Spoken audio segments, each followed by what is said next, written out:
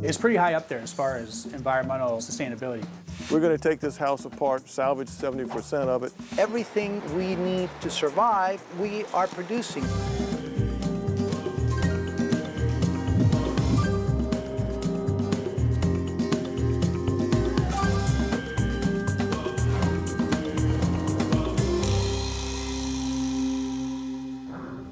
Hi, welcome to Save My Planet. I'm Stephen Brooks here at Rancho Margot in Costa Rica, a model of sustainability that's taken the concept of reuse to a whole new level.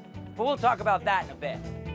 Did you know that American automobiles consume more than 8 million barrels of oil every day? The obvious way to cut back is to drive less. But for some of us, that's not always an option. If you can't give up your wheels, there is an eco-friendly alternative, biofuels. They're made from plant oils, animal fats, and even recycled grease. We found some guys in the Midwest that are powering up their rides on used oil that they're gathering from local restaurants.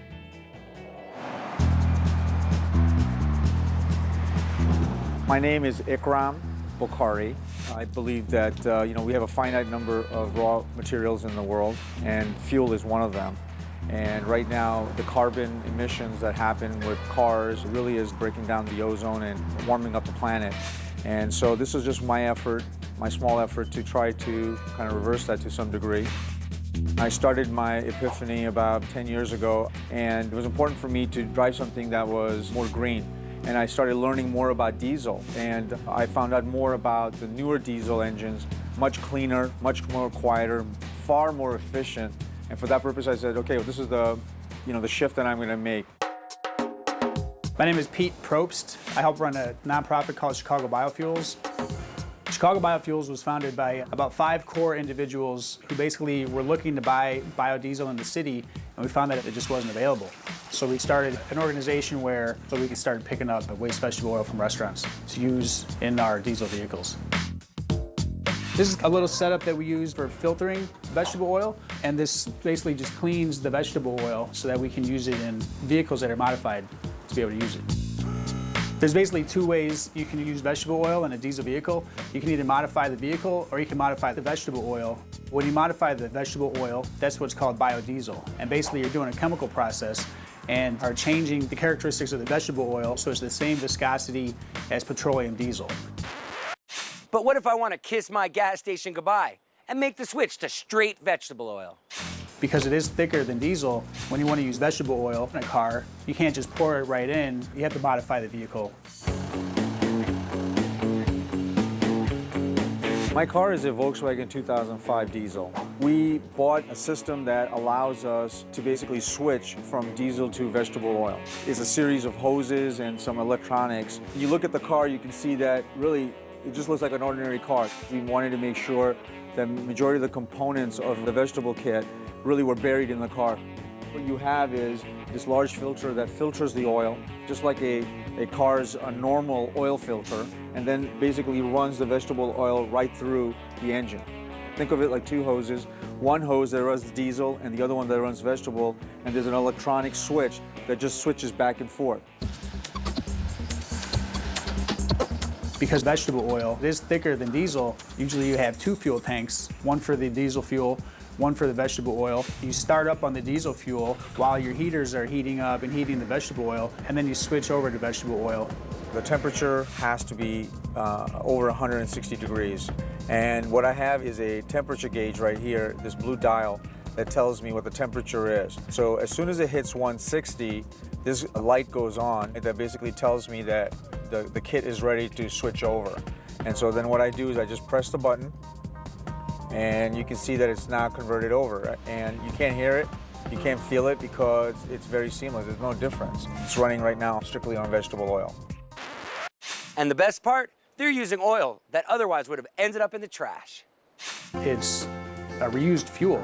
We're not taking virgin oils.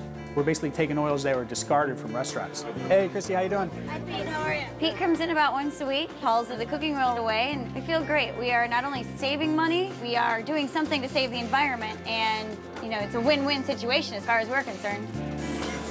There's a network of people that are willing to either sell or exchange fuel in different locations. So that's really how most of us do it. It sounds complicated what we've done, but it's very easy, and I would highly recommend it because you will be saving the obviously the environment, less pollution, and really running a car that, in my opinion, runs far better on vegetable oil than it does on traditional diesel. So do you want to trick out your car? It cost Ikram only about $2,000 to convert his engine. And now, he only spends about $1.85 a gallon on fuel. And it's pretty much all the clean stuff. When we come back, we're going to take a stroll through the Big Easy, New Orleans, and find out how salvage operations are keeping post-Katrina debris out of the landfill. Welcome back to Save My Planet. When Hurricane Katrina hit New Orleans in 2005, 80% of the city flooded, and thousands of people were left homeless. To preserve New Orleans' unique character and to keep valuable building materials out of the landfill, some folks found some innovative ways to help put their city back together. With Katrina, immediately, we had a lot of houses that were damaged beyond habitability and no real place for a lot of the debris to go. So landfills were being overwhelmed, and the Green Project were able to take that, lumber from houses that are being destroyed or demolished and keep them from the landfill and make them available for reuse in other projects. The Green Project is a nonprofit building materials salvage operation. We'll take leftover or replaced building materials, clean them up a little bit, and make them available to the public at a reduced rate.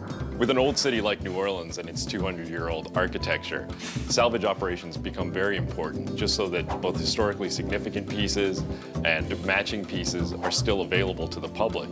They don't need to necessarily be custom milled at tremendous cost when they're available just at a salvage operation. Salvage shops are also a great source for basic building materials. Guys like Willie White take apart damaged homes piece by piece and recycle everything from floorboards to nails. I'm Willie White, and this is our next project for the Old City Building Center. We're going to deconstruct this house and salvage 60 to 70% of the volume of this house. This building is about 1,800 square feet of floor area. We'll probably salvage 1,400 to 1,500 square feet of flooring out of it, 3,000 to 4,000 square feet of this tongue and groove paneling, wallboard, beaded board, 2,500 board feet of 2x8 and 2x6 joists. And I do end up recycling probably 1 million to 1.5 million tons of material a year. And a lot of that material makes its way to salvage shops, like the Green Project, where you never know what you'll find. Somebody will say, this has been taking up space, let me get rid of it, and they'll drop it off for the purpose of keeping it from the landfill. All it takes is another set of eyes and a different mindset to say, wow, this is exactly what I was looking for. It really drives the artistic and creative spirit in people. Well, I'm Mike Prados, and this is my house right here, and then this is Jeff Treppinger, who's been the project manager. Where we're standing right now, I'd say the water would probably have been right about up to my forehead. It was a mess. Not only had everything gotten wet, all the sheetrock, the floors, all the furniture, but then all the mold came in, so it was really disgusting. Let's go ahead and take a walk through and we'll show you some of the things we've done. He salvaged all the baseboards, took the doors off, and I mean, he was very conscious of preserving all of the things that made this house this house. The floors in here, they were looking pretty bad. After a few feet of water had sat on them and just all the dirt and mess. What people are doing is they're salvaging old warehouses. They're taking beams that have 150-year-old pine, and then they're milling them into floorboards that are half-inch thick so that you can get some of this really tight graining. That's indicative of a very old tree, and that's what the original house looks like. I picked up this door from a salvage place and made it fit in this spot. I also picked up a transom window with a fleur-de-lis on it, and then just kind of used an older look with the tile. When you lose something that's old and, traditional and beautiful, you lose a little part of the integrity. When we put practicality ahead of beauty, we've lost something. We almost have a personal relationship with both the product and with our clientele.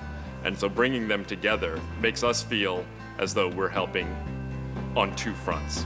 both with people as they rebuild and with the environment as we're keeping things from clogging the landfills. The next time you throw something away, ask yourself, does it have a little more life in it? Trash is in the eyes of the beholder. When we come back, we're gonna take a look at Rancho Margot, an off-the-grid, self-sufficient farm in Costa Rica that's put a whole new spin on the concept of sustainability.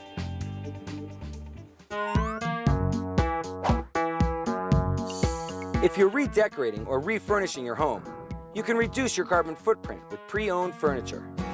A lot of energy and natural materials are spent manufacturing new tables, chairs, and sofas.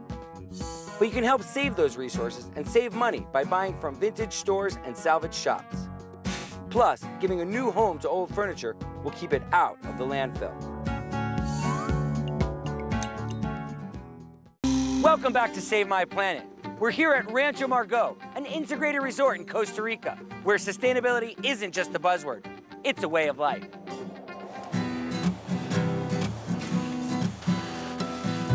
I'm here with Juan Sostime here at Rancho Margot near Lake Arnault in Costa Rica, and wow, just even the walk in here, it's so beautiful. So what's your vision for this place?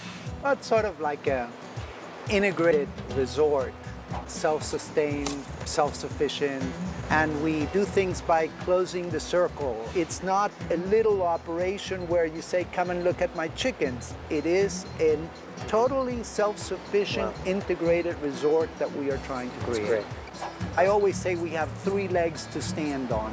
One is the tourism, the other one is the production, and the most important one is the educational aspect. You know, the key is, to subtly slip in the education.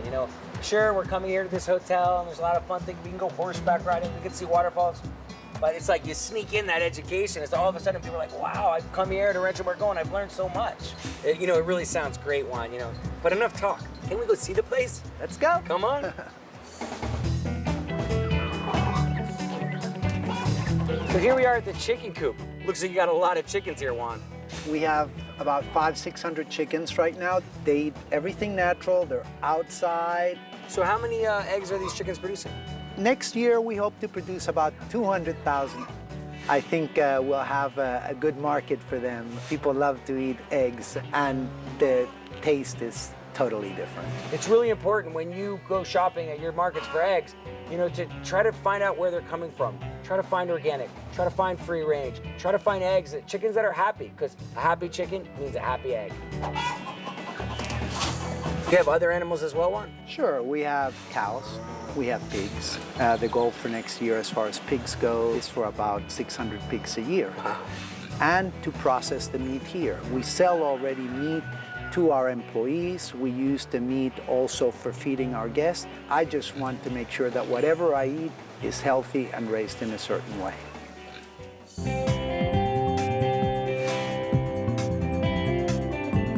This is basically where we have all our waste, our poop, okay, but it's our resources. What we do is all the liquid and solid waste combined comes either from the pigs or from the cows.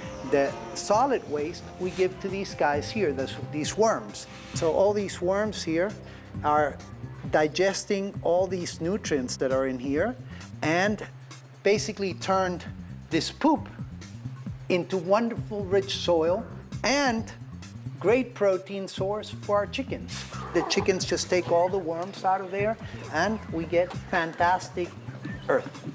So then this soil gets used in the gardens? Yeah, it's a full circle.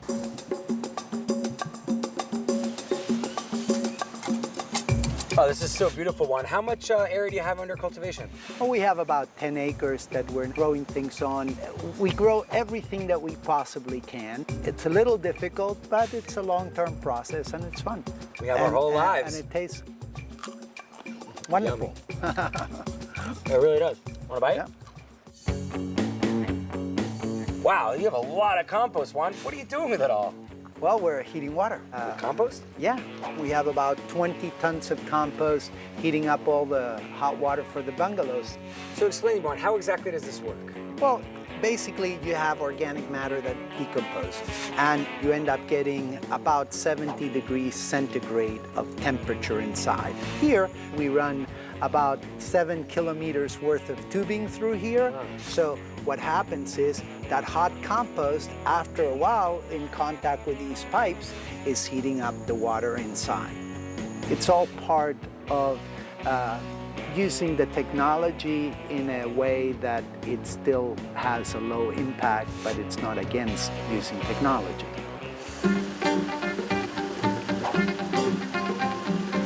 We have here a typical example of micro hydro power generation. We harness the power of a river here and we convert it into energy. This area basically is where we get to the end of the process of decomposition. Here we have the biodigesters that produce methane gas. So the methane digester, it takes the liquid waste, turns it into methane, and then that methane is sent to your kitchen to cook with? That's the way it is, exactly that way. And it's free energy. It's amazing what you've done here. You know, it's really an incredible community of just so many different elements to it. But what about like the outside world? How are you reaching out to the places around here? One of the key things we're doing now is basically a project where we're working with the local businesses and the local community to collect all their waste oil. And we're paying them with soap that we make out of that waste oil. So we can close the whole loop and make it a closed circle again. Excellent. Wow, talk about a model of sustainability. When we come back, we'll see how Rancho Margot is cleaning up with their soap-making operation. Welcome back to Save My Planet. Here at Rancho Margot, recycling is way more than just sorting your cans and bottles. These folks see all waste as a resource and have found creative ways to put it to use.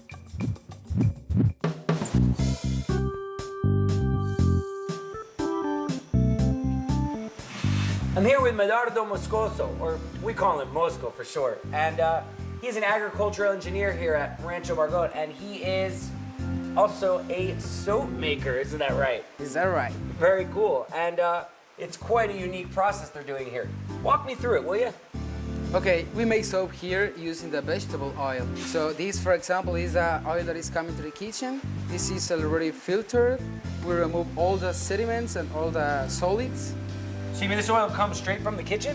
Yeah, that's right. They use this for fried potatoes, chickens, and then... I just had some fried potatoes. Did you like it? Fried sweet potatoes. They were really good.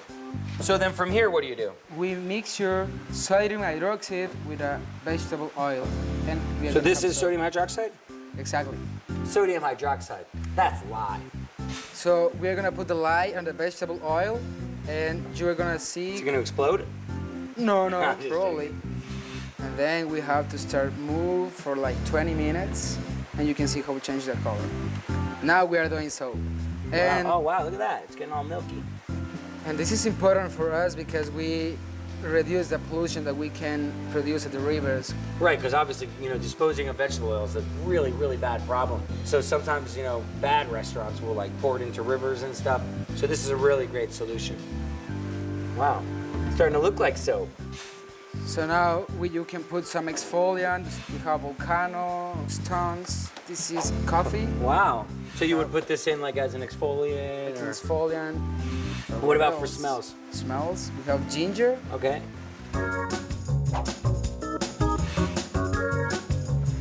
This is so cool. So we're taking, you know, recycled vegetable oil, old coffee grounds, volcanic rock from the volcano. It's things that are all right here, and a lot of these things, they would have just been thrown away, but instead, we're getting a really great product out of it. And that just seems like the theme of everything that they're doing here at Rancho Margot. It's really great. What do you got for color? We have some natural colorant. This is achiote. Oh, achote. Oh, you have it right here, the plant. Yeah. This is, yeah, achote, or in English they call it anato, or poor man's saffron. And it's a really amazing natural dye that you're starting to see in more and more natural products. You can take this color and you can make like a beautiful point on Mosco's nose. That's good.